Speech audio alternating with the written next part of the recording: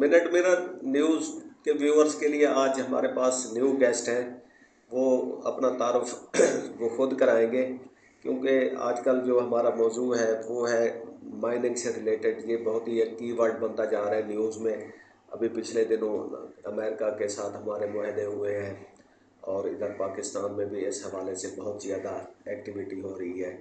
तो मैं गुजारिश करूंगा डॉक्टर फरीद मलिक साहब से कि वो अपना इंट्रोडक्शन करा दें हमारे जी, नाजरीन के लिए। बहुत मेहरबानी सर, शुक्रिया जी। मेरा नाम फरीद अहमद मलिक है। मेरी जो बैकग्राउंड है वो मेटलर्जी और माइनिंग की है, और मैंने पाकिस्तान के सारे मेजर माइनिंग प्रोजेक्ट्स पे काम किया है।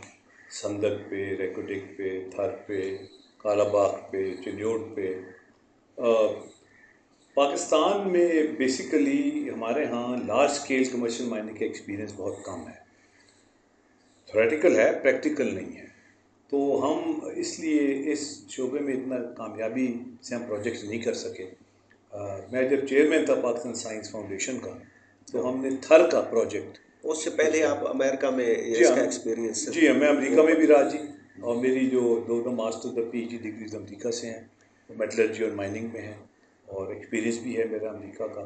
तो मैं 92 में पाकिस्तान आया था, और संदक मेरा पहला प्रोजेक्ट था। उस ज़माने में वो 16 बिलियन रुपए का प्रोजेक्ट था 92 में। वो सबसे लार्जेस्ट प्रोजेक्ट था। तो हमने बड़ी कोशिश की संदक को कामयाबी से हम किनार करने की, मगर अनफॉर्चुनेटली वो जो चाइनीज़ कॉन्ट्रैक्टर था, हमने उसी के हवाले कर दिया। तो वो 92 से लेके अब तक वो हमारा सारा तांबा, सोना, चांदी जो है वो चाइना पहुंच जाता है, और हमें एक बड़ा थोड़ा सा हिस्सा जो है उसका हमें मिलता है। तो ये नाकामी की बेसिक वजह क्या है? कोई मुआहदा इस तरह का हमने किया, या इधर अवेयरनेस की कमी है, या कोई लॉबीज हैं जो इस माइनिंग सेक्टर को डेवलप नहीं होने ये देती? सारी चीज़ें हैं जी।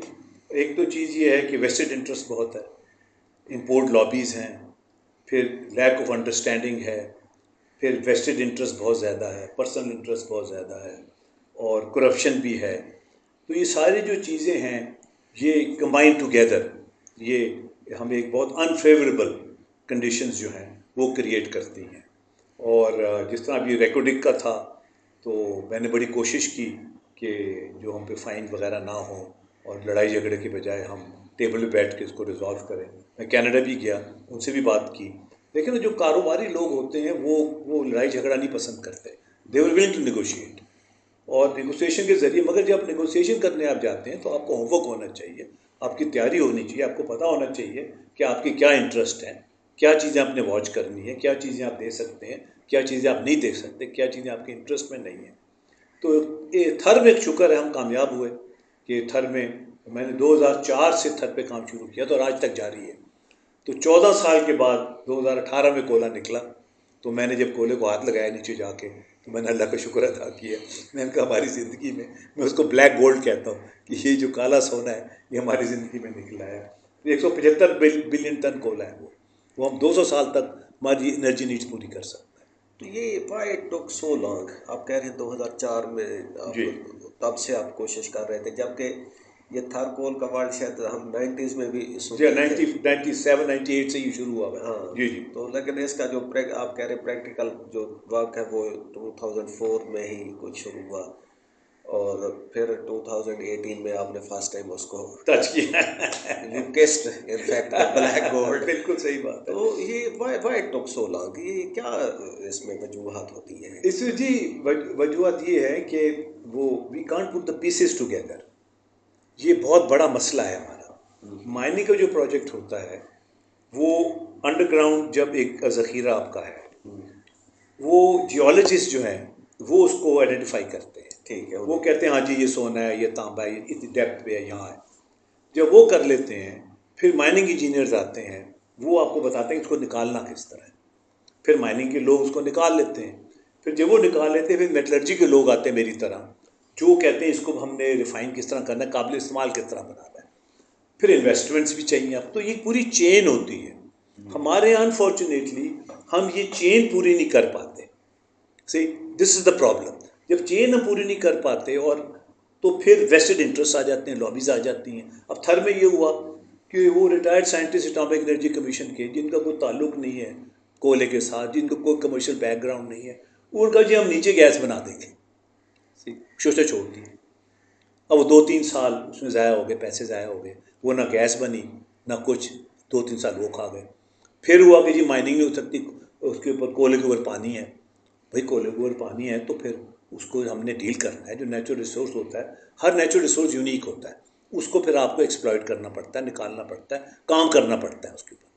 तो वो हम शॉर्ट कर लेने की कोशिश करते हैं, वेस्टेड इंटरेस्ट बड़े हैं, लीडरशिप प्रॉपर नहीं है, मैनेजमेंट प्रॉपर नहीं है, ये सारे जो इश्यूज़ हैं, एक्सपीरियंस नहीं है लार्ज स्केल कमर्शियल माइनिंग का, उसकी वजह से फिर हम सफ़र करते हैं। अच्छा, एक सेक्शन ऑफ मीडिया है जो थर कोल के जो इसकी एक्सप्लोरेशन और माइनिंग इसको बहुत ही इसके खिलाफ लिखता है, इसके पीछे कौन होता है? ये जी इंपोर्ट लॉबीज़ हैं। इस वक्त $2 बिलियन का कोयला इंपोर्ट हो रहा है और $2.2 बिलियन की LNG इंपोर्ट हो रही है। ये जो दोनों चीज़ें हैं, ये थर जो है ये इसको सप्लाई कर सकता है हमें कोयला सारा। अब इन्होंने अब आके इंपोर्ट कोयले पर थोड़ी रिस्ट्रिक्शन लगाई है और अब कोयले से हमने गैस भी बना ली, मैंने खुद आई हेडेड दैट प्रोजेक्ट। अब हमने गैस भी बना ली है, तो वो LNG को भी हम रिप्लेस कर सकते हैं विद सिंथेटिक नेचुरल गैस जो कोयले से हम बनाएंगे। Coming back to what you are saying, देखें मैं भी पर्सनली 21वीं सदी में कोयला जलाने की फेवर में नहीं हूँ, क्योंकि ज़ाहिरी बात है उस पर इन्वायरमेंट पे एक इम्पैक्ट होता है कोयला जलाने से। मगर आप कोयले से प्रॉपर टेक्नोलॉजीज़ के ज़रिए आप उसको क्लीन फ्यूल में कन्वर्ट कर लेते हैं, जब उसको आप गैसीफाई कर लेते हैं, जब कोयले से गैस बन जाती है तो फिर उस क्लीन फ्यूल हो जाता है, फिर उसका जो इन्वायरमेंटल इम्पैक्ट है वो 80% कम हो जाता है। दुनिया में $5 ट्रिलियन खर्च किए हैं वेस्ट ने कि कोयले से निजात मिल जाए, $5 ट्रिलियन। अब $5 ट्रिलियन खर्चने के बाद दे रियलाइज कि बेस लोड जो है उसके लिए आपको थर्मल एनर्जी चाहिए। जब तक बैटरीज ईजाद नहीं होंगी, सस्ती बैटरीज ईजाद नहीं होंगी जो स्टोर कर सकें एनर्जी को। दिन को धूप है, अगर स्टोरेज नहीं होगी दिन को, तो रात को आप क्या करेंगे? अगर किसी दिन हवा नहीं चलेगी तो आप क्या करेंगे? तो बेस लोड कैरी करने के लिए आपको थर्मल एनर्जी चाहिए, उसके लिए कोयला इज़ द ईजीएस्ट। तो मैं फेवर में हूँ कि आप कोयला, क्योंकि हमारे पास है, ये रिसोर्स है हमारे पास, इतना बड़ा हमने इस्तेमाल नहीं किया, इसको हम गैसीफाई करें, प्रॉपर टेक्नोलॉजी इस्तेमाल करके इसको काबिल इस्तेमाल करें और जिसको हमारे एनर्जी का क्राइसिस है इसको रिजॉल्व करें। अच्छा, टाइम टू टाइम मीडिया जो है ना इसके एस्टिमेट्स बताता रहता है कि जी जो थर कोल डिपॉजिट है इसके मैंने डिफरेंट फिगर देखे कि जी $15 ट्रिलियन भी है, 25 भी है, $20 बिलियन भी है। वैसे क्या रफ इसकी ये जी इसकी जो टोटल साइज़ है वो 175 बिलियन टन है कोयला, हाँ 175 बिलियन टन। और इसका जो अगर इसको कन्वर्ट किया जाए ऑयल फ्यूल उसमें, तो ये सऊदी अरेबिया और ईरान के कंबाइंड रिसोर्सेज से ज़्यादा है इसकी वैल्यू। अच्छा, तो ये तो फिर वही $ट्रिलियन। हाँ, मैसिव, बिल्कुल बिल्कुल। तो energy, it's a massive energy resource जो अनटैप्ड था, मगर शुक्र है कि अब 2 माइंस वहाँ बन गई हैं, अब कोयला निकल रहा है। डॉक्टर साहब, still we are importing fuel, कितने वो $10 बिलियन 11 से $12 बिलियन का फ्यूल हम इम्पोर्ट कर रहे हैं, जिसमें फर्नेस ऑयल है, कोयला है और LNG है। हालांकि हम आप कह रहे हैं कि ईरान सऊदी अरब कंबाइंड उनके ऑयल प्रोडक्शन से ज़्यादा है, ज़्यादा हुआ है, बिल्कुल। और फिर भी रिकोडेक के जो है डिपॉजिट, इनकी क्या वैल्यू है? ये जी मुख्तलिफ वो इस पे हैं, कोई कहते हैं 60 बिलियन है, कोई कहते हैं 80 बिलियन है डॉलर्स।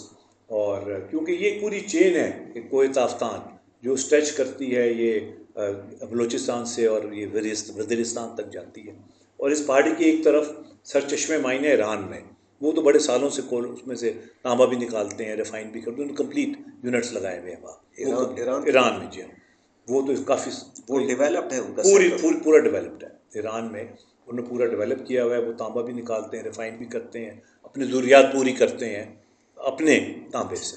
हम अनफॉर्चुनेटली हमारा जो सारा तांबा है वो कॉन्सेंट्रेट की हालत में अनफिनिश्ड जो है वो चाइना चला जाता है, और अब रेकोडिक जो है ये फिर बाहर चला जाएगा। तो जब तक हम फिनिश नहीं करेंगे, अपनी ज़रूरियात नहीं पूरी करेंगे, तो हम इम्पोर्ट लॉबीज़ के रहमो करम पे रहेंगे फॉर नो रीज़न। देखिए ना, इसी तरह लोया है, अब हमारे पास चिन्योट में डिपॉजिट्स हैं, कालाबाग में डिपॉजिट्स हैं आयरन ओर के, उससे हम अपना लोहा बना सकते हैं। कराची स्टील मिल भी एक थी, वो भी बंद कर दी, सही, वो भी बंद हो गया, फिर हम लोहा भी इंपोर्ट कर रहे हैं। देखिए ना, तो हमारे यहाँ जो इंपोर्ट लॉबीज़ हैं, ये वेस्टेड इंटरेस्ट जो हैं, ये काम चलने नहीं देते। ये आगे नहीं जाने देते। और जो लीडरशिप भी है वो भी शॉर्टकट लेने की कोशिश करती है, जल्दी नंबर बनाने की कोशिश करती है, जल्दी पैसे और किक बैक बनाने की कोशिश करती है, जिससे मुल्क और कौम का लॉन्ग टर्म नुकसान हो जाता है। तो इस वक्त रिकोडेक की जो डील हुई है कुछ उसके बारे में बता दें। हाँ जी, रिकोडेक में जो ओरिजिनल डील हुई थी मुशर्रफ साहब के ज़माने में सन 2002 में या 1 में, उसमें ये था कि 75% जो है वो टेथलॉन कॉपर कंपनी का था और 25% पाकिस्तान का था शेयर उसमें। तो वो जब इन्होंने उसको एस्टिमेट किया और वो प्लानिंग की तो पता चला कि ये इसमें इसका रिसोर्स का वैल्यू काफ़ी है और वो अच्छी नहीं थी डील। तो उस वक्त फिर शोर मच गया कि जी ये डील ठीक नहीं है। और अनफॉर्चुनेटली कुछ हमारे जो कुछ सरकारी जो साइंटिस्ट थे उन्होंने भी इसको ख़राब किया। उन्होंने कहा जी हम आपको तांबा निकाल देंगे, इनको फारिग कर दें। वो वक्त था कि आप उनके साथ नेगोशिएट करते, डील को इम्प्रूव करते, जो इवेंचुअली आपने किया। अब हमने उनके साथ रीनेगोशिएट किया है, अब 50-50 पे आ गया, 50% उनका 50% हमारा। वो टेथलॉन कॉपर कंपनी ख़त्म हो गई है, बैरिक गोल्ड जो एक उसका पार्टनर था वो इस डील में है, मगर इसमें भी वही होगा संदक की तरह के वो कॉन्सेंट्रेट बनाएंगे which is 30% of the value. यानी आप वो निकालेंगे ज़मीन में से रॉक को, क्रश एंड ग्राइंड करेंगे, कॉन्सेंट्रेट बनेगा, वो बाहर चला जाएगा, फिनिशिंग रिफाइनिंग सारी उसकी बाहर होगी। ठीक, तो मैं इसके अगेंस्ट हूँ। मेरा ये है कि जो 50% हमारा है उसको हमें अपने पास रखना चाहिए। ख़ास तौर पे सोना और चांदी जो है वो तो बिल्कुल बाहर नहीं जानी चाहिए, क्योंकि सोना is too valuable commodity to leave the country. सोने की ये है कि वो वापस नहीं आता, फिर एक दफ़ा गया तो गया। अच्छा, पिछले दिनों हमने बड़ी हेडलाइन लगाई कि अमेरिका से एक कंपनी आई है और उन्होंने $500 मिलियन का एक वो किया माइनिंग सेक्टर में, उसकी क्या स्टोरी है? वो जी ये रेयर अर्थ मिनरल्स हैं जो दुनिया में बहुत कम पाए जाते, रेयर अर्थ मिनरल इसीलिए कहते हैं। और ये हाई टेक बैटरीज में और हाई टेक डिवाइसेस में इस्तेमाल होते हैं, लिथियम वगैरह इस तरह की चीज़ें, लैंथियम वगैरह, और ये बहुत कम हैं दुनिया में। स्ट्रेटेजिक इनको मेटल्स कहते हैं या मिनरल्स कहते हैं। और ये चाइना इसका काफ़ी बड़ा एक्सपोर्टर है। तो अब क्योंकि चाइना और अमेरिका की इस वक्त वो टैरिफ वॉर चल रही है, तो वो उनके लिए एक ये मार्केट है पाकिस्तानी, वेयर ये क्योंकि हमारे तो अनटैप पड़ी हैं सारी चीज़ें, अवेलेबिलिटी है उनकी। तो अब ये है कि वो जो ये कंपनीज़ हैं जिनके पास टेक्निकल नो हाउ है और वो हमारे रिसोर्सेज को वो टैप करना चाहते हैं, एक्सप्लॉइट करना, there is an opportunity for us, मगर प्रोवाइडेड कि हम अपना इंटरेस्ट भी वॉच करें। लेकिन हमने अभी तक माइनिंग में हम अपना इंटरेस्ट वॉच करने में कामयाब नहीं हुए अभी तक। यानी कि यूँ लगता है जैसे वो सेंधक में हुआ कि हाँ, वो सारा चीज़ बाहर चली वाह, जाएगी बिल्कुल और बिल्कुल, हमें कुछ नहीं मिलता। देखें ना, इस वक्त सबसे ज़्यादा दुनिया में सोना अफ्रीका में होता है, सबसे ज़्यादा गुरबत भी अफ्रीका में है, सबसे ज़्यादा डायमंड अफ्रीका में निकलते हैं, सबसे ज़्यादा गरीब लोग अफ्रीका में हैं। सी, इसका मतलब समथिंग इज़ रॉन्ग। ठीक है ना, आप जो फ्रेमवर्क है आपका डेवलपमेंट का, उसमें कहीं ना कहीं फ्लॉज हैं, सीरियस फ्लॉज हैं, कि जो शेयरिंग नहीं होती रिसोर्सेज की। और फिर वो शिकायत ज़ाहिर बात है बलूचिस्तान वाले भी करते हैं कि जी हमारा सारा तांबा वो सोना चांदी चला गया, हमें क्या मिला। सी, नौकरियों के अलावा, वो भी लो एंड नौकरियाँ, कोई टॉप एंड की भी नहीं। तो इस तरह की चीज़ें होती हैं जब रिसोर्सेज जो हैं उनका प्रॉपर एक्सप्लॉयटेशन नहीं होती। उस लिहाज से थर्ड में बेहतर हुआ है कि लोकल पॉपुलेशन को उन्होंने सेटल किया है, उनके लिए घर बनाए हैं, स्कूल बनाए हैं, एरिया को डेवलप किया है, वो हॉस्पिटल बनाए, फैसिलिटीज़ डेवलप की हैं।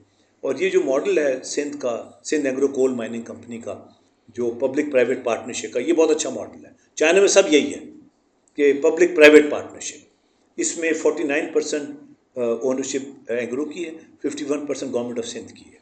तो वो रेवेन्यू वो जनरेट होता है, गवर्नमेंट ऑफ सिंध को रेवेन्यू मिलता है, फिर उस इंफ्रास्ट्रक्चर डेवलपमेंट होती है। देखो ना, तो ये चाइना का भी सारा यही मॉडल है और this is the best approach, public private partnership, कि पब्लिक भी बेनिफिट करे उसके साथ, ये नहीं कि कुछ चंद लोगों के हाथ में सारी आपके रिसोर्स चला जाए। नाजरीन, इस प्रोग्राम पे आपने लाजमी फीडबैक देनी है। हमें इजाज़त दीजिए। तो पाकिस्तान का पोटेंशियल बहुत है, ये मैं बार बार कहता हूँ। अगर हम इसको एक्सप्लॉइट करेंगे तो हमारा फ्यूचर ब्राइट है, अगर नहीं करेंगे तो फिर इस तरह ही मामला चलता रहेगा।